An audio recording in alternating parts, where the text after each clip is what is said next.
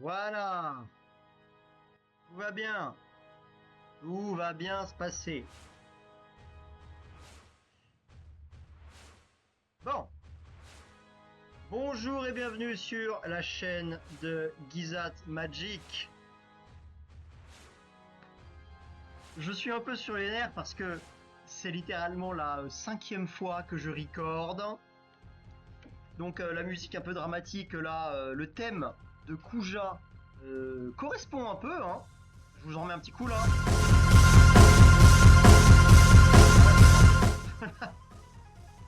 Bon, j'en peux plus. Allez.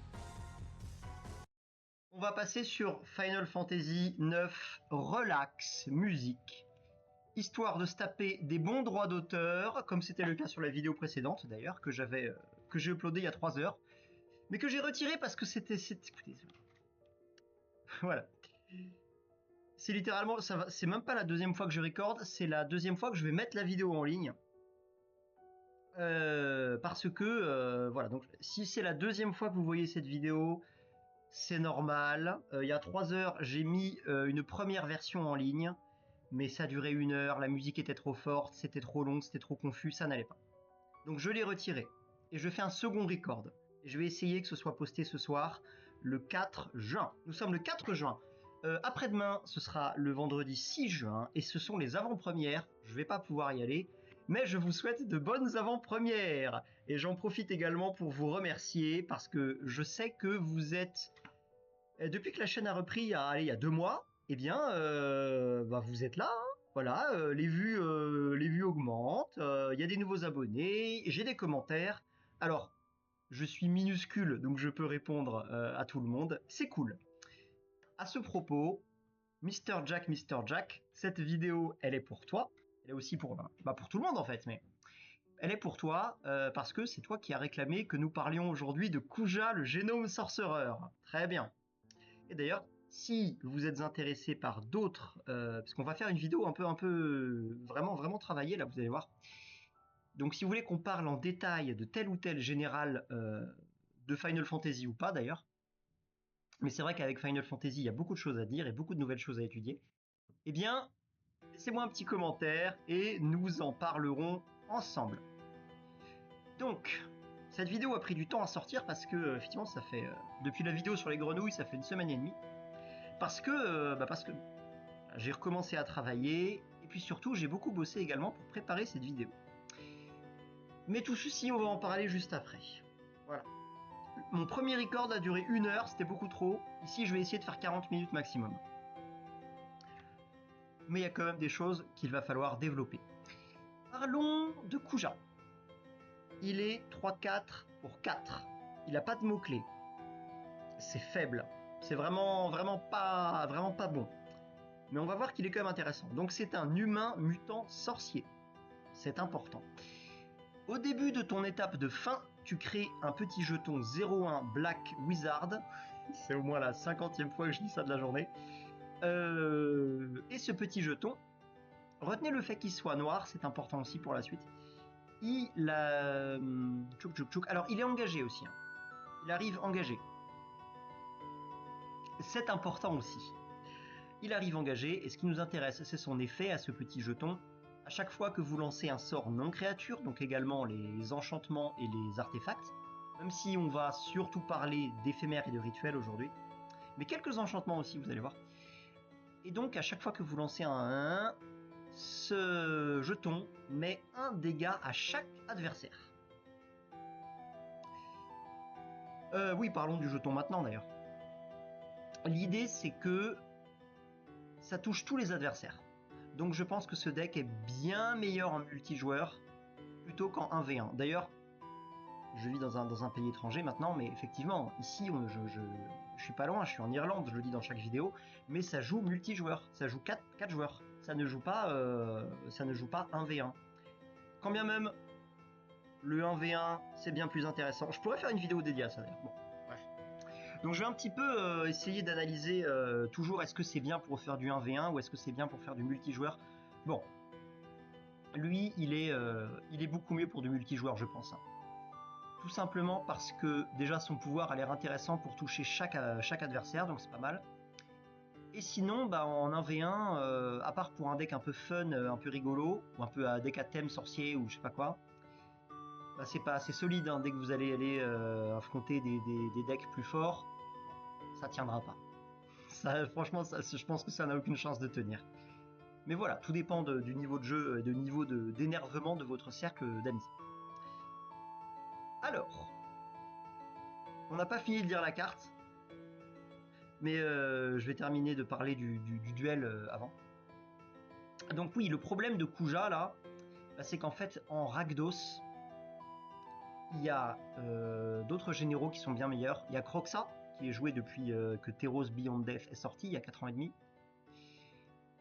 Kroxa, je pense que c'est le meilleur général Rakdos. Il y a des fois on voit des Rakdos, mais c'est quand même assez, donc le démon là, mais c'est quand même assez rare. Il y a les Judith, les deux Judith, celle de 2019 et de 2000 et de l'année dernière là, qui sont toutes les deux très bien. Il y a, et des fois il y en a un qu'on voit aussi de temps en temps, c'est Prosper.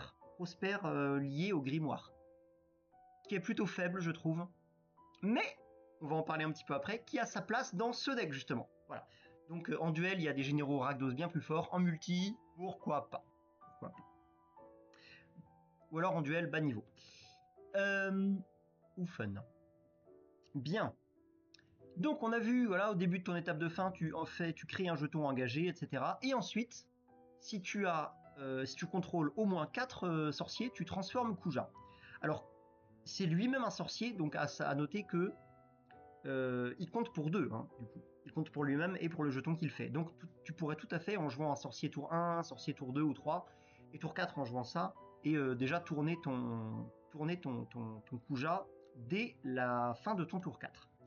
Alors qu'est-ce qu'il fait dans l'autre sens? Dans l'autre sens, c'est toujours un sorcier, donc c'est intéressant. Il devient 4-6.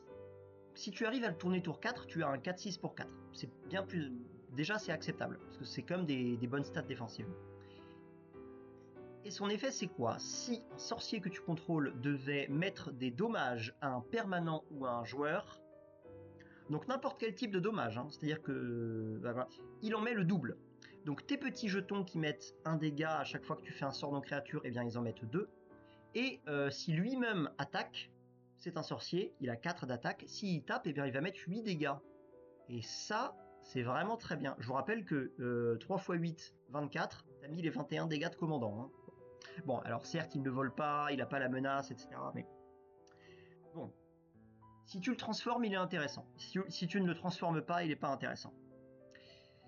Il y a autre chose que je veux tout de suite, dont j'aimerais tout de suite parler, c'est que les petits jetons sont noirs. Et donc ça marche pas avec Torbran. Parce que Torbran, ça marche sur les sources rouges. Bien. J'ai rattrapé toute mon intro de tout à l'heure en moins de 10 minutes. C'est cool. C'est cool, c'est cool. Ouais, tout à l'heure c'était beaucoup trop long, je savais où j'allais, mais je me suis rendu compte que j'étais en train de passer beaucoup trop de temps à tout expliquer, et du coup ça durait trop longtemps. Donc voilà comment est-ce que j'ai fait pour préparer cette vidéo. Vous voyez que là, donc là c'est mon profil Magicville. Donc j'irai sur Moxfield la prochaine fois. Merci de m'avoir parlé de Moxfield, parce que donc évidemment je connais Moxfield, mais simplement j'ai commencé avec Magicville en fait, c'est tout. Et puis Moxfield, je me suis rendu compte là il y a quelques jours que en fait pour le record il y a une fonctionnalité qui est très bien. Donc j'essaierai Moxfield la prochaine fois. Et là j'étais parti sur Magicville. Donc vous voyez, j'ai préparé des petites listes, la Kuja Good Stuff, Kuja Ping, Draw, etc. Qui sont des petites listes. Vous voyez, je vais cliquer sur Ping en premier. Voilà. Et donc là-dedans, on va avoir des petites listes de cartes qui marchent bien avec Kuja et qui... Voilà, je vais vous proposer différents packages pour faire tourner le deck. Bon, le premier truc qui semble, avant même de partir à parler de telle ou telle carte spécifique, bon, ce qui a l'air intéressant, c'est de jouer des sorts non créatures.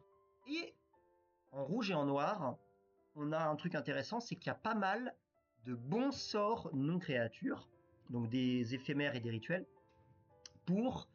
Alors, c'est dans les couleurs Rakdos, donc ça va être pour tuer des trucs, détruire des cartes adverses. Mais il y en a pas mal d'intéressantes. Voilà, je pense à Vrille d'effroi, je pense à Affre du désespoir, je pense à Terminate, je pense à Foudre, je pense à tous les blasts pour pour 1 ou 2 qui sont qui sont très bons et qui sont dans les listes normales de mono rouge. Je pense à tous les sorts noirs pour 1 ou 2 qui permettent de faire sacrifier une créature à l'adversaire, etc., etc. Bref, on va avoir envie de jouer pas mal de sorts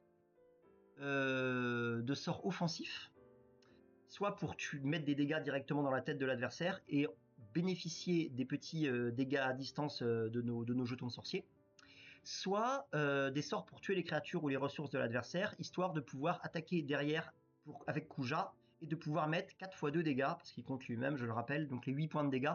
Donc, on est quand même dans un esprit très très très Rakdos. Simplement, on va vouloir jouer Rakdos avec des sorts non créatures plutôt qu'avec des créatures. Donc je dirais qu'on est dans un mid-range sort non créature et qui peut vraiment être quand même être très destructif.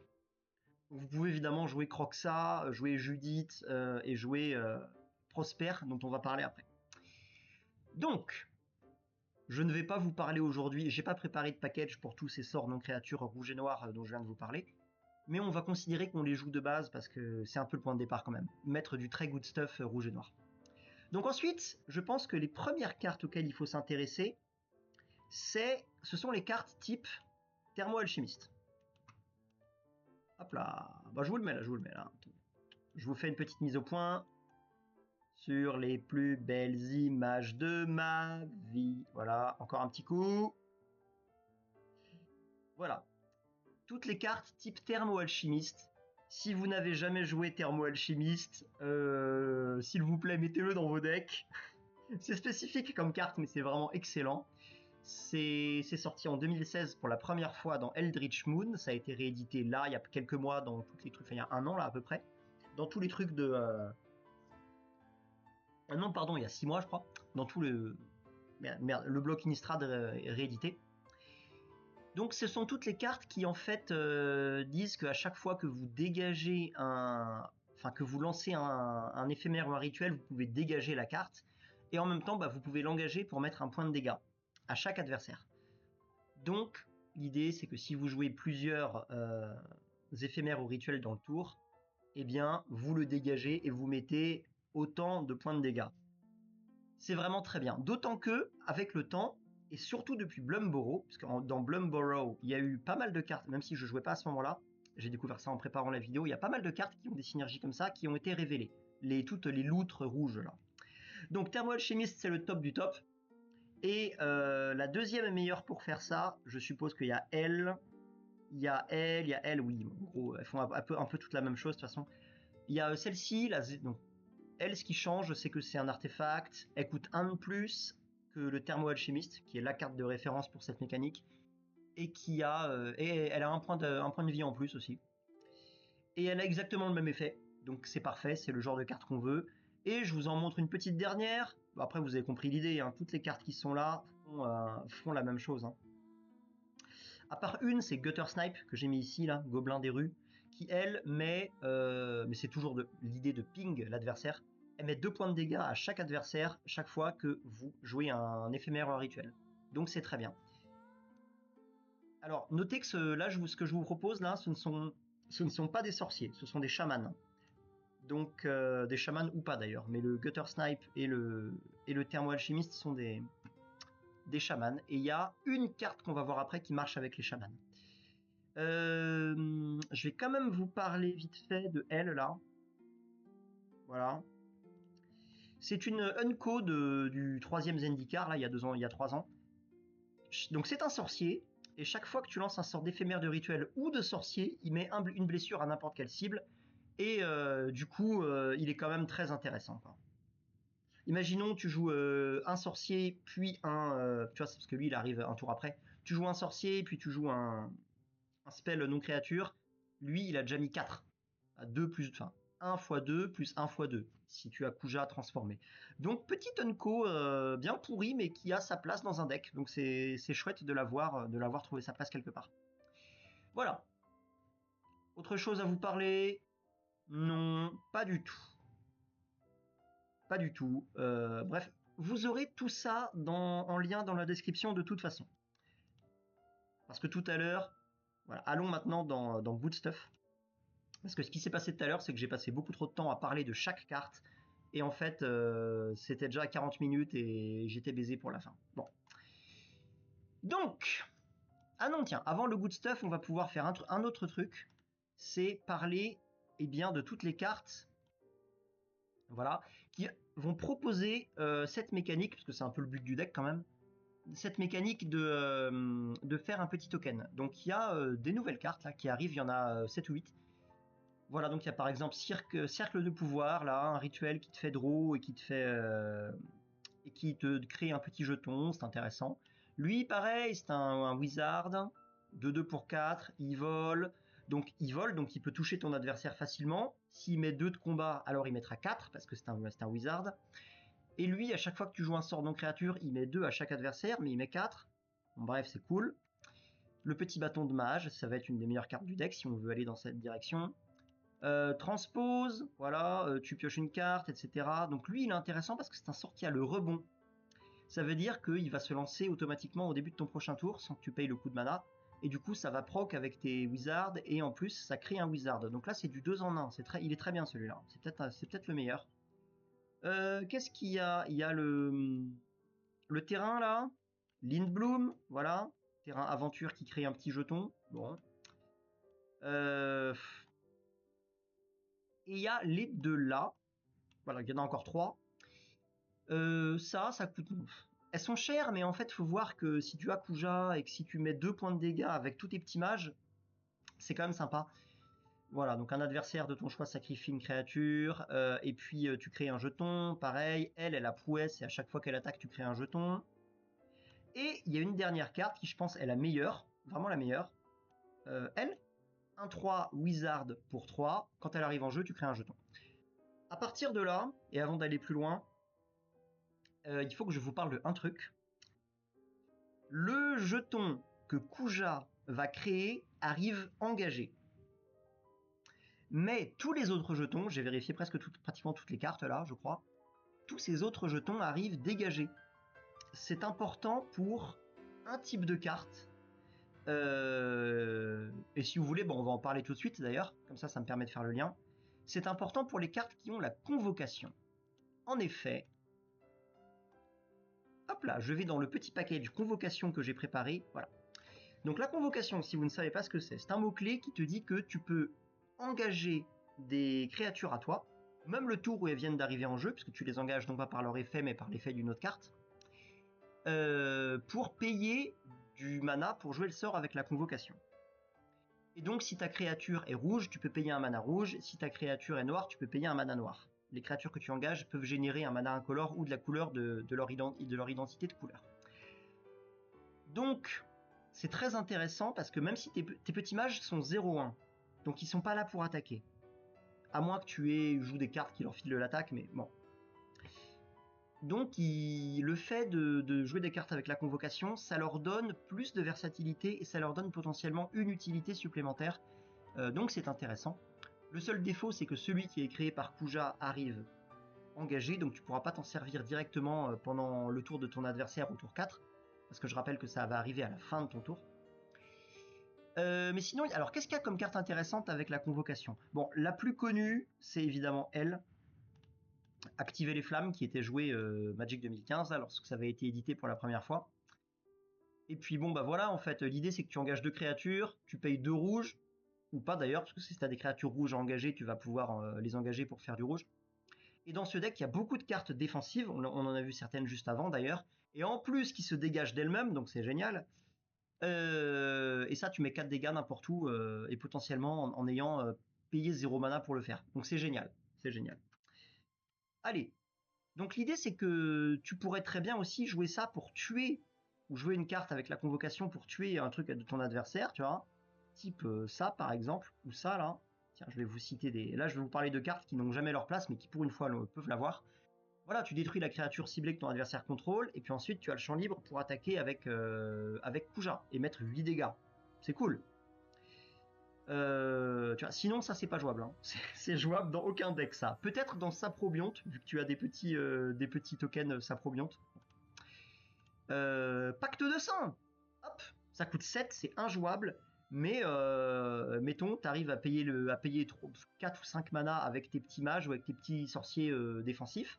Et hop, tu mets 4 PV 4 dégâts dans la tête du mec en face, quoi. Je crois que ce sont les seuls decks où ça c'est jouable. Allez, je passe les cartes avec la convocation. Je vous laisse le loisir de découvrir les autres. Allez, si, je vous parle d'une seule autre. Le dragon, là, c'est un dragon rare de March of Machine. Donc lui, il est intéressant parce que, en fait, il te tutore une carte. Donc c'est cool. Et les sorts que tu lances depuis l'exil ont la convocation. Et on va voir que ça synergise avec le prochain type de carte dont je vais vous parler, tiens. C'est-à-dire jouer des sorts depuis l'exil. Donc lui, il est très très bien. Je fais le lien avec les sorts depuis l'exil. Hop là. Donc, un tour typique de ce qu'on a envie de faire avec Kuja, là, ça va être setup nos sorciers et nos mages, et setup Kuja, et ensuite commencer à dérouler et à faire des tours un peu à rallonge en jouant plein de sorts non créatures. Pour ça, il faut de la ressource. C'est-à-dire qu'il faut du mana et des cartes à jouer. Et puis nos mages font le reste, comme aurait dit Francis Cabrel. Donc, la carte par excellence pour faire ça, c'est ça. Donc, en fait, le but du jeu, c'est de voir quelle mécanique de pioche et d'avancer dans le deck est-ce qu'on a en rouge et en noir. Donc, on a typiquement cette mécanique, la mécanique de rouge qui est d'exiler des cartes depuis le dessus du deck pour les jouer. Et lui, il dit quoi? À chaque fois, c'est un enchantement, et ça marche avec nos petits jetons mages. À chaque fois qu'une source que vous contrôlez inflige des blessures non combat à un adversaire, vous pouvez exiler autant de cartes du dessus de votre bibliothèque et tu peux les jouer ce tour-ci. Bon, ça c'est probablement la meilleure carte pour faire ce qu'on a envie de faire. Vertu de courage là, que je connaissais pas d'ailleurs. Donc potentiellement, voilà, on a ça donne des cartes à jouer à l'infini quoi. Si vous tapez, c'est pas, mettons que vous êtes tour 5, 6, bon, vous avez ça, vous mettez une foudre sur votre adversaire. Cool. Vous exilez des cartes depuis le dessus de votre deck avec ça. Mais vos petits mages trigger, ils mettent un dégât. Vous exilez encore des cartes. Et vous avez potentiellement des trucs à jouer à l'infini tant que vous avez du mana. C'est très bien. Alors, avant de passer au point d'après, de quelle autre carte intéressante est-ce qu'on peut parler? De celle-là, qui est absolument géniale. Voilà, une Unco de Dragonstorm qui est sortie il y a 2 mois et demi là. Bon, en gros, tu peux faire... en gros, tu pioches 2, quoi. Voilà. Toutes les cartes noires, type Rite du Village, type Sale Fin, là, le truc de Lord of the Rings. Tu sacrifies une créature, et en plus, tu peux piocher 2. Bon, c'est absolument génial. Parce que c'est des options de jeu, et à chaque fois que tu fais ça, tu mets des dégâts à ton adversaire, quoi. Donc, il est baisé. Voilà, je pourrais vous parler de Éclairer la piste, que vous connaissez certainement. C'est joué depuis 2019, depuis que c'est sorti. Je vois que ça a été réédité d'ailleurs. Je pourrais vous parler de quoi? Bon, bien sûr, il y a toutes les cartes type Frisson de probabilité, type Voix lancinante, qui sont là, etc. Faceless Looting, absolument génial. Et je vais évidemment vous parler de Prosper. Voilà. Alors, si Prosper, je crois que c'est un des précos de Donjons et Dragons, je sais plus quoi. Bon. Le problème de Prosper, c'est qu'il est quand même un peu nul, quoi. Il est quand même un peu nul. Donc, merde, il est où? Voilà. Relisons-le ensemble, parce que je l'ai vu jouer plusieurs fois et je l'ai jamais vu faire quoi que ce soit. Parce qu'en fait, je pense qu'en commandant, il est pas bien. Ou alors, il faut vraiment faire un deck giga bien construit. Mais là, il a sa place. Parce qu'en fait, Prosper, il fait tout ce qu'on a envie de faire avec le deck. C'est-à-dire... alors, c'est pas un wizard, c'est le seul défaut, à la limite. Mais c'est pas très grave. C'est-à-dire nous donner des ressources à jouer et nous donner du mana. Il dit quoi, Prosper?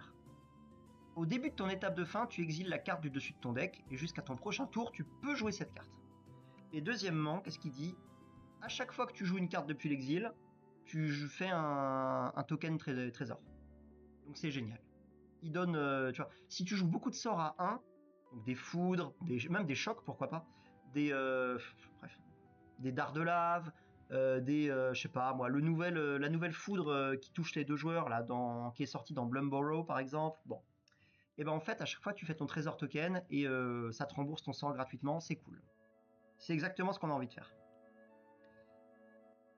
Hop là, je fais gaffe à la musique parce que tout à l'heure c'était trop élevé. Bon là j'ai l'impression que c'est un peu trop bas, mais à la limite c'est pas très grave parce que de toute façon mon micro n'enregistre pas ma voix très fort.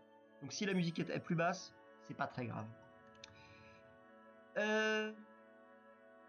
Est-ce qu'il y a une dernière carte dont j'ai envie de vous parler? Bah ouais, en fait, typiquement... Bon bref, non, vous avez compris l'idée. Vous avez compris l'idée pour ça. Ah si, tiens, je vais vous parler de cette carte-là, parce que là, on a un petit peu plus le temps. C'est une commune de Ikoria, le set qui était pendant le Covid, donc qui était passé inconnu. Ça met 3 dégâts à une créature ciblée, et tu peux mettre une carte de ton deck, de ta main sous ton deck, et piocher une carte.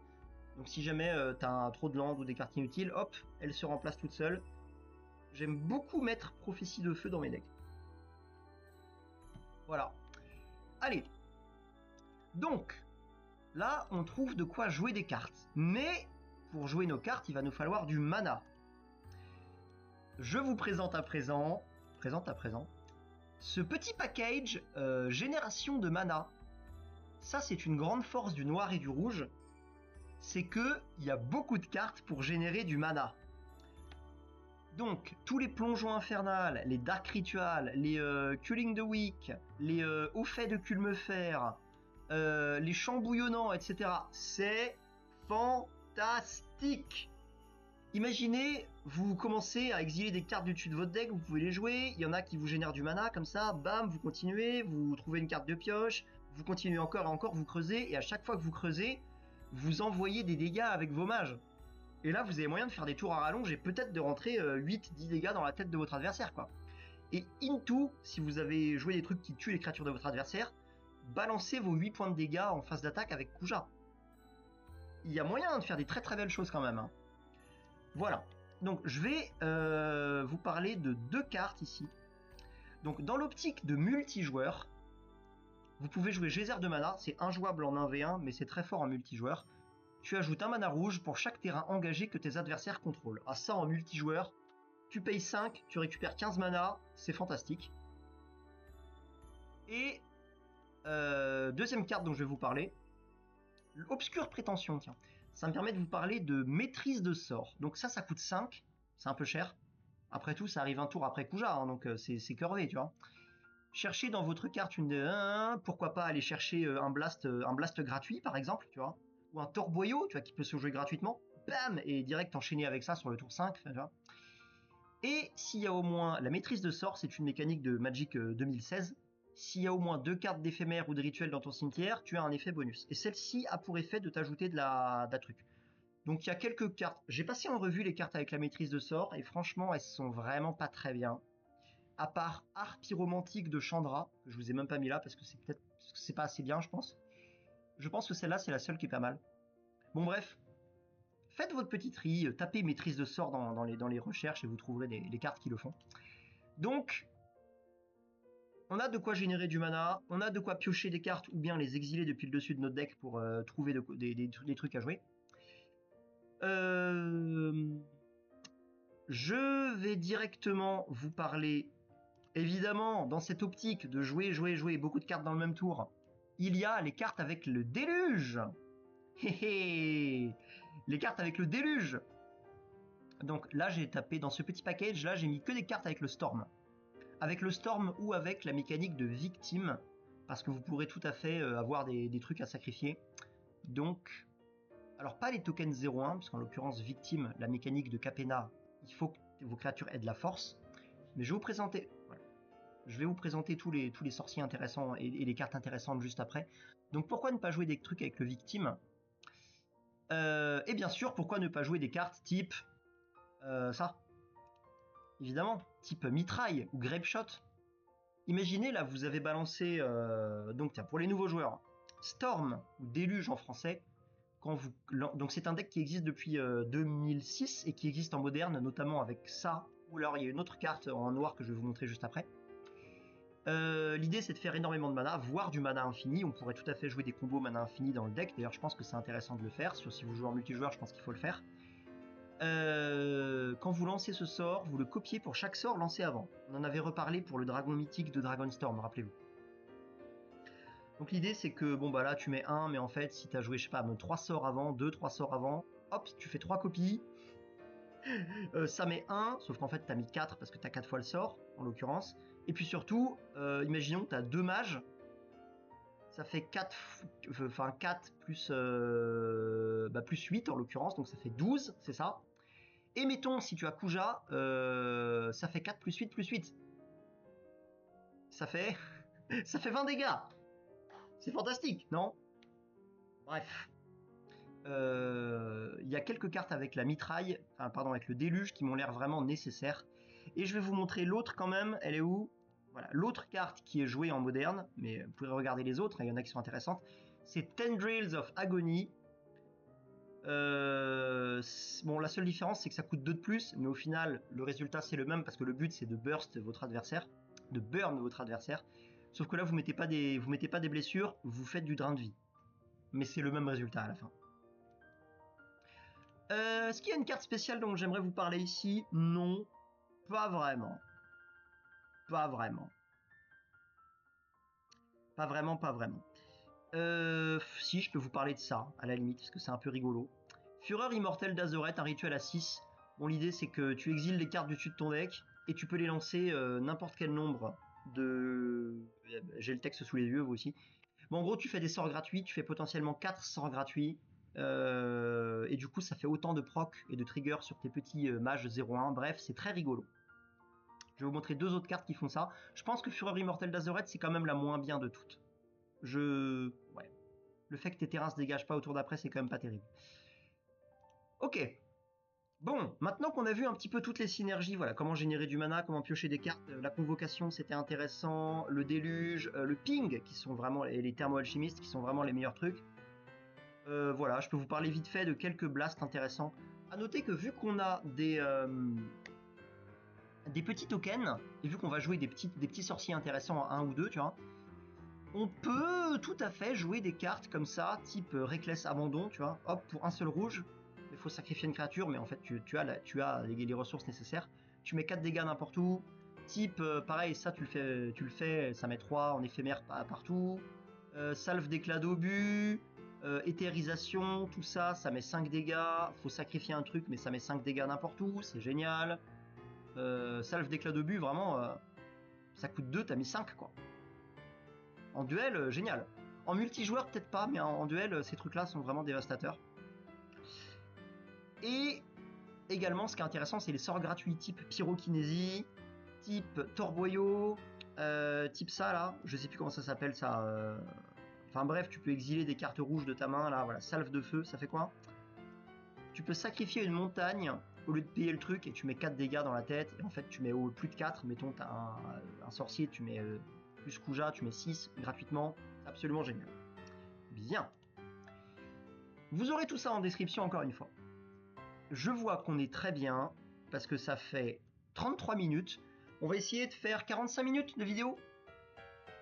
Donc, qu'est-ce que je vous ai mis sous les yeux là? Eh ben du good stuff. Simplement du good stuff. Je vais pas avoir le temps de... c'est pour ça que la vidéo a mis 1 semaine et demie à sortir aussi, c'est parce que j'ai recommencé à travailler, ça a pris du temps de penser à tous ces trucs là et de préparer toutes ces petites listes de cartes. Mais du coup c'était intéressant, parce que c'est pas un deck que j'aurais fait moi, je pense, de base. Donc, qu'est-ce qu'on a? Alors, vu qu'on a envie de transformer Kuja le plus vite possible, on a quand même envie de jouer des sorciers. Et des sorciers en noir sont mauvais, mais les sorciers en rouge sont quand même pas mal. Donc par exemple ici, désolé pour la qualité, hein, mais je vais pas cliquer sur chaque carte pour des soucis de temps, vous comprenez bien. Mais de toute façon, vous allez connaître la plupart de ces cartes. Donc voilà, on pourrait très bien jouer le petit sorcier 1-1 pour 1 ici, que tu peux très bien sacrifier pour draw une carte et le transformer en 4-4. Lui, c'est une carte qui se tourne. Une fois que tu as transformé ton Kuja, tu peux très bien faire ça, et tu draw et tu as une 4-4, c'est cool. Lui, il est particulier, il est méconnu, c'est un 1-1 pour 1. À chaque fois qu'il met des dégâts à un joueur, et en fait il met un dégât à une créature que ce joueur contrôle. Pourquoi c'est très intéressant? Alors en multi, je pense que c'est très nul, mais en duel, je pense que c'est très bien. Parce qu'en fait, tu tues un gobelin ou un elfe, ou un Bird of Paradise. Donc je pense que c'est très bien pour le duel. Mage Scarifam, c'est un wizard, c'est un sorcier, donc c'est très très cool. Grim Lavamancer, c'est un sorcier, excellent. Voyant de Viscère, une des meilleures cartes que je vous propose aujourd'hui pour cette liste, je pense. C'est un sorcier, et surtout, dans ce deck, on va avoir pas mal de créatures. Et si jamais il y a un Rasboard ou un truc, et ben tu peux répondre au Rasboard avec l'effet de Voyant de Viscère, et tu peux faire proc ça sur pas mal de créatures, sur tous tes petits jetons, donc c'est intéressant. Spark Mage Apprentice, ça commence à être faible. Ça commence à être faible, mais en duel, pour un deck duel, pas très. Pour un deck duel, on va dire moyen, c'est ok. Ça coûte 2, c'est un sorcier, mais quand ça arrive en jeu, ça met un dégât n'importe où. Donc si tu le mets dans la tête de ton adversaire et que tu as Kuja, ça met 2, hein. Tchouk tchouk tchouk, donc voilà, hein. Vous voyez que là, il y a quand même pas mal de cartes. Donc je vais uniquement vous parler des cartes très intéressantes. Typiquement, voilà, le... Attendez, bougez pas, bougez pas. Je reviens, voilà. Ça, c'est très bien. Infanterie électrostatique. C'est un sorcier, il piétine. Quand tu mets, il prend des marqueurs +1/+1 quand tu joues des sorts non créatures, ça déboîte. Ça, c'est génial. Élémental pyroqueur également. Lui, il est méconnu, c'est un petit sorcier. Si vous jouez en multi ou en 1v1, pourquoi pas, hein. De 1 pour 2, les cartes dans les cimetières perdent leur capacité. Vous baisez un joueur, c'est très bien. Gardien de la fosse, c'est un sorcier qui ramène une carte. Pareil, bon, je passe un petit peu sur tout ces... Ah, Arcaniste de l'effroi, excellent. Très bonne stat, défensive. 1-3 pour 2, ça... et en plus quand il tape, tu as un sort gratuit depuis ton cimetière, égal à sa force. Un sort avec un coup de mana égal à la force de l'arcaniste, mais tu t'en fous parce que tu vas jouer énormément de choses qui coûtent 1, type foudre. Donc, même ramener un truc qui coûte 1, c'est génial. Et puis en plus, ça va reproc sur tes petits 0-1. Jadar, c'est juste excellent. C'est juste un sorcier, c'est excellent. Krark, Krark. Prenons 30 secondes pour parler de Krark. Krark, lorsque vous jouez un sort, vous jouez à pile ou face. Si vous perdez le pile ou face, vous remettez le sort dans votre main. Mais le sort a quand même été lancé, donc de toute façon, vous mettez le petit dégât avec votre token, et surtout vous avez un sort de nouveau à jouer, peut-être tout de suite si vous avez le mana, ou peut-être le tour d'après. Ou si vous réussissez votre pile ou face, vous doublez le sort. Donc là c'est double banco, absolument génial. Obscur Confident, c'est juste un sorcier également, tu vois. Il y a quand même pas mal de sorciers intéressants. Ah ça, Prodige Harmonique. Alors moi j'ai jamais joué avec cette carte, parce que je jouais pas à ce moment-là, mais c'est absolument génial. Prouesse 1-3, si la capacité d'un chaman ou d'un sorcier, d'un chaman ou d'un autre sorcier, parce que lui-même est sorcier, que tu contrôles se déclenche, ça se déclenche une fois de plus. Donc c'est absolument génial parce que le Thermo-Alchimiste et le Gutter Snipe, dont je vous ai parlé tout à l'heure, sont des chamans. Donc dégénérescence absolue. Bon voilà, tout ça ce sont des cartes qui blastent ou qui font quelque chose. Le Trouble Fête, absolument fantastique. Il te donne, il t'exile des cartes depuis le dessus, tu peux les jouer, et en plus, ça fait convocation à tes sorts depuis l'exil, donc c'est très bien. Tout ça, c'est des cartes qui doublent les tokens. Lui, lui, il est intéressant quand même. Parlons vite fait du... Non, vous savez quoi, je vais vous en parler après, parce que lui, il fait partie d'une combo. Bon, après, qu'est-ce qu'on a? Bon, voilà, hein, on a des cartes type Anathémancien, très méconnu. Quand il arrive en jeu, tu mets dans la tête d'un adversaire un nombre de blessures égal au nombre de terrains non base qu'il contrôle. Et c'est un sorcier. Et en plus, tu peux le réanimer. Contre des mecs qui ont, je sais pas moi, 8, 9 terrains non base, t'arrives, il met 9, si tu as Kuja, il met 11. Lui, il tue des mecs à lui tout seul. Hein. Je l'ai jamais vu jouer, je l'ai trouvé en préparant cette vidéo et je trouve qu'il est fantastique. Bon voilà, Ayara, c'est très très cool juste parce que tu joues des créatures noires qui arrivent en jeu, tu peux les sacrifier, etc. C'est juste du good stuff. Les loutres de Blumborrow qui font des trucs géniaux. Voilà, le Phoenix qui était joué en standard il y a 5 ans, qui est absolument génial dans des decks qui font ça. Judith, des gros sorciers, etc. Est-ce qu'il y a... Je regarde quand même s'il y a des cartes vraiment particulières dont il faut qu'on parle. Bon, toutes ces cartes-là, vous les connaissez. Hein. Magus of the Moon, en duel. En duel absolument génial. Ça, en duel, tu joues ça. Tersa. Tersa, c'est une rare de Tarkir. Bon, voilà, elle est wizard, elle a haste. Elle exile des cartes du dessus de ton deck, c'est cool. Donc, avant de vous parler du dernier truc du deck, c'est-à-dire des combos de mana, parce que je pense que c'est intéressant de jouer des combos de mana, je vais vous parler de... Tiens, je peux vous parler de lui parce qu'il est rigolo et que je vois qu'on est à 40 minutes, donc ça va encore. Tchouk tchouk tchouk, voilà.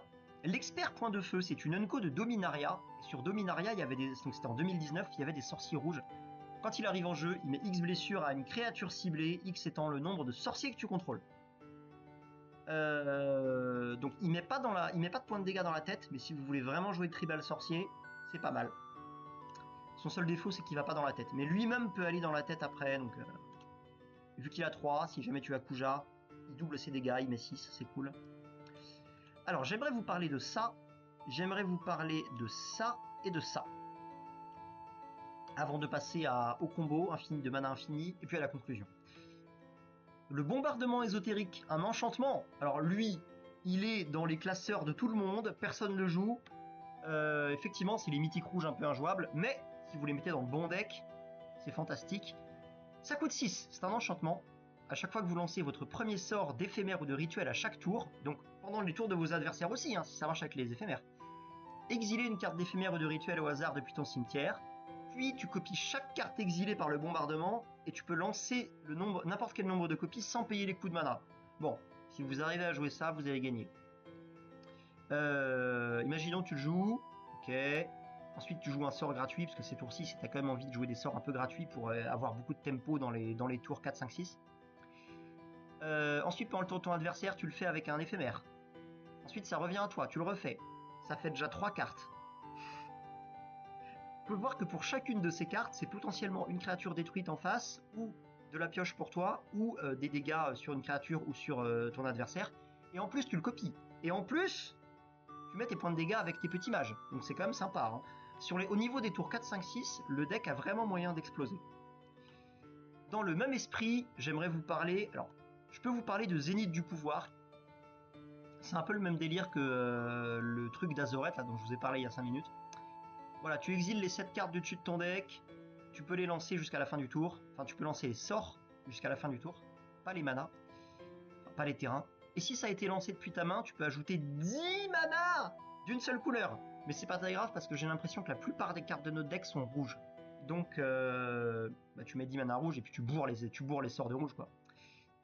Et enfin, dernière carte, maîtrise de Nivix. Alors, passons une minute sur cette carte. Je me suis déjà fait tuer avec ça. Parce qu'encore une fois, ça a l'air pourri, ça a l'air compliqué. Et en fait, si vous le jouez dans le bon deck, vous avez gagné. Ça coûte 4, c'est un rituel. Tu peux le surcharger pour 8. Exile une carte d'éphémère ou de rituel ciblé depuis ton cimetière. Puis, pour chaque carte exilée de cette manière, donc si tu as fait la surcharge, tu le fais sur toutes les cartes de ton cimetière, tu le copies et tu peux lancer les copies gratuitement. Donc déjà, Nivix, ça met des points de dégâts parce que c'est un rituel et que avec tes petits mages vont mettre un point de dégâts. Et ensuite, tu peux copier tous les trucs que tu as joués pendant les premiers tours ou tous les trucs d'avant. C'est-à-dire tous tes sorts qui génèrent du mana, tous tes sorts qui font piocher, tous tes sorts qui exilent des cartes du dessus de ton deck et tu peux les jouer. Tous tes sorts qui détruisent une créature ou qui blastent. Magnifique, incroyable carte, j'adore. Je l'ai jamais joué, mais je me suis fait tuer avec 1 ou 2 fois, je sais plus. Et ouais, c'est vraiment... Attends, quoi ? Qu'est-ce qui se passe ? Tu peux copier de fond. Bref, c'est très drôle. Donc, je vous laisse regarder un petit peu tout le reste. De toute façon, ce sont des cartes que vous connaissez en général, hein, avec... voilà, j'en ai une sous les yeux là, par exemple, qui est absolument géniale. Bref. Voilà. Donc, j'aimerais quand même vous parler de ce truc-là, là. Le mage Ambisort. Donc, si vous êtes en 1v1, je pense que jouer une combo infinie, c'est pas nécessaire du tout. Mais si vous jouez le deck en multi, c'est certainement très bien de jouer une combo de mana infini. Et pour ça, je vais taper MTG combo, parce que c'est le seul truc que j'ai pas préparé, parce que je savais que j'allais faire comme ça. Combo mana infini Rakdos. Et je vais aller sur Google Images. Donc alors attendez. Donc voilà, vous voyez qu'elle est là, cette carte là, c'est ça qu'on voulait. Je recadre et je vous trouve la combo. Donc, laissez-moi une seconde s'il vous plaît, parce que je connais la combo, mais je la connais pas par cœur du tout. Qu'est-ce que... Bon. Bon. Bon, vous pouvez tout à fait jouer les hôtels Phyrexian, hein, déjà. Alors attends. Dual MTG Mana Infinite Dual Caster Mage. Bon, déjà vous avez la classique avec monolithe de basalte et anneau d'éclairâtre. Mais ça fait du mana incolore. Mais c'est pas si grave. Tant que vous avez au moins quelques... Non. Mais nous, ce qui va nous intéresser, c'est ça. Voilà, c'est cette combo-là. Je pense que si vous jouez en multi, encore une fois, il faut le faire. Voilà. Donc, attendez, je vais quand même essayer de vous l'expliquer. Parce que je l'ai jamais joué celle-ci, mais j'ai déjà vu jouer. Donc, vous avez le Dual Caster Mage. C'est un wizard, donc c'est intéressant. Il a le flash, il est 2-2 pour 3. Et quand il arrive en jeu, tu copies un instant ou un sorcery. Et tu peux choisir des nouvelles copies. Donc, normalement, vous avez un peu compris ce qui va se passer. Ensuite, il y a Twin Flame. Voilà, c'est cet éphémère là, ce sorcery, pardon. Je vais le lire là, comme ça j'aurai le vrai truc. Alors c'est quoi? Bon, en gros, vous avez compris qu'on va pouvoir faire des triggers infinis pour faire mana infini. Choisissez n'importe... Alors c'est quoi? Ça coûte 3 de moins pour... Non, 3 de plus à cast pour chaque target en plus de la première. D'accord? C'était la mécanique de... Je sais plus le nom, c'était la mécanique de Nyx, là, du bloc Theros. Choisissez n'importe quel nombre de créatures ciblées que tu contrôlais. Pour chacune d'entre elles, tu fais un token qui est une copie de cette créature et tu la mets en jeu. Et elles ont la haste et tu les exiles à la fin. Donc je sais plus exactement comment fonctionne la combo, mais en gros, tu flashes ça, tu mets ça, et tu peux du coup flash ça. Et en gros, je crois que ça te fait pondre des tokens infinis de Dual Caster Mage. Et Dual Caster Mage permet de copier n'importe quel autre spell à l'infini. Tu peux copier Twin Flame, mais tu peux également copier une foudre par exemple. Et je crois que tu peux copier la foudre à l'infini. Il me semble que c'est ça. Il me semble. Donc c'est un truc comme ça, donc en gros t'as gagné quoi. Et si jamais t'as quand même envie que la partie se finisse autrement, tu peux tout à fait jouer basalte et anneau d'éclairâtre. Celle-ci je la joue donc je peux vous l'expliquer. Hop, voilà ça. Bon, celle-là pour le coup est bien plus simple à faire. Parce que t'as besoin que de mana incolore. Donc l'idée c'est quoi? Si vous ne la connaissez pas, je vous l'explique. Et je vais vous montrer après pourquoi est-ce qu'on joue ça. Bon déjà c'est pour pouvoir vomir notre deck et notre main et faire des tours à rallonge. Mais sinon, ça peut être intéressant de jouer ça parce que le monolithe de basalte ne se dégage pas pendant ton étape de dégagement, mais tu t'en fiches, tu auras besoin de l'engager qu'une fois. Tu peux engager le monolithe de basalte pour créer 3. Et tu peux payer 3 pour le détape. L'idée c'est ici, avec l'anneau d'éclairâtre, chaque fois que tu actives une capacité, si ce n'est pas une capacité de mana, tu peux payer 2. Et si tu le fais, bah, tu la copies. Bon, l'idée, c'est que ça, tu l'engages pour faire du mana, tu fais 3. Derrière, tu payes 3 pour le détape. Et en fait, il faut que tu aies 2 manas libres, les 2 manas pour les anneaux. Tu payes les 2 manas, et en fait, c'est une question de pile et de trigger. Mais du coup, avant que ton monolithe ne se détape, ne se détape pour la seconde fois, parce que tu vas copier l'habilité, la capacité de détape. Et avant que le deuxième trigger de détape ne se résolve, et bah tu retapes ton monolithe pour refaire 3. Et du coup, il va se et du coup, comme ça, tu fais une boucle infinie où tu gagnes 1 ou 2 manas à chaque fois. Et voilà. Qu'est-ce qu'on fait avec ces manas infinis? Et bah, je vais vous montrer ce qu'on fait avec. J'ai préparé un truc très très sneaky. Une carte que vous n'avez jamais vue. Jouer, voilà. Alors c'est celle-là. Je vais cliquer dessus. Voilà.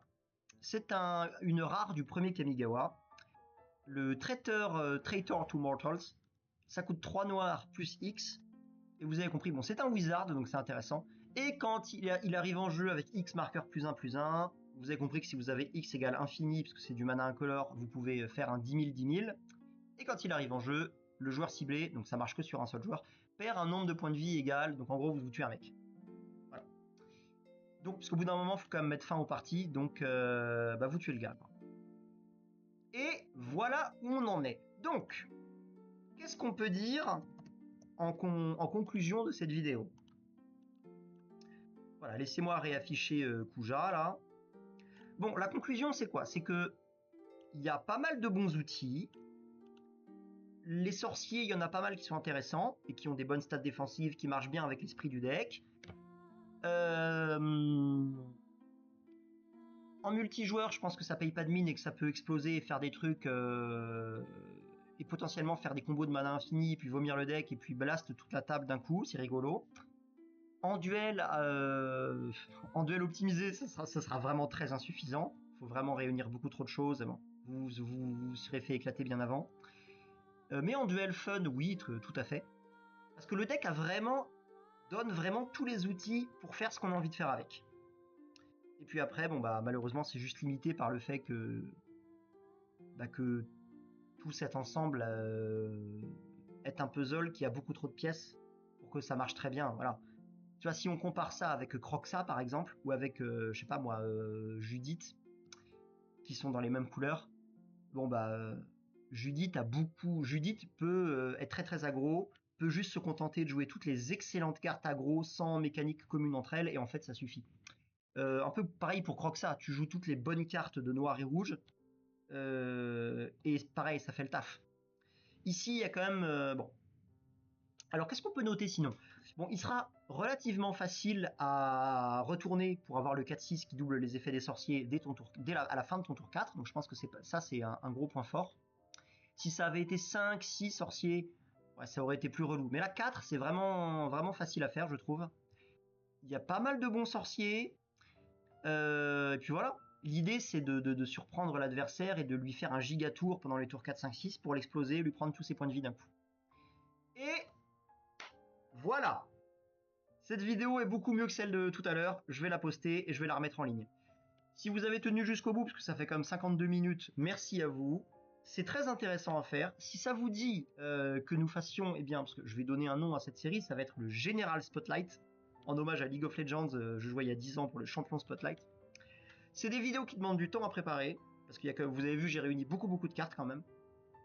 Vous les trouverez toutes dans la description de la vidéo. Vous trouverez le lien de mon profil Magicville et puis vous arriverez sur la liste des decklists là. Et puis voilà. Voilà, s'il y a des généraux qui vous intéressent sur lesquels on voulait que je refasse ce genre de vidéo là, eh bien, laissez-moi un petit commentaire. Allez, Mr. Jack, cette vidéo était pour toi, j'espère que ça va t'inspirer. Et puis des bisous, la commu. Voilà, je sais que c'est... Dernière petite parenthèse, je sais que avant que je vire la vidéo d'avant, dans Link, parce que je l'ai mise en non répertorié, mais je vais la virer, il y a eu 3 vues dessus, dont une qui était de moi. Donc je sais qu'il y a eu 2 personnes qui ont commencé à la regarder, et j'ai vu qu'il y avait un like. Donc, Mr. Jack, c'est toi qui as suggéré le commandant. Si c'est toi, c'est bizarre, mais voilà, il y a la deuxième vidéo qui est beaucoup plus digeste et beaucoup mieux. Et si c'est quelqu'un d'autre, merci à toi. Et puis, oui, c'est bizarre, mais voilà, c'est comme ça. Bisous, à la prochaine.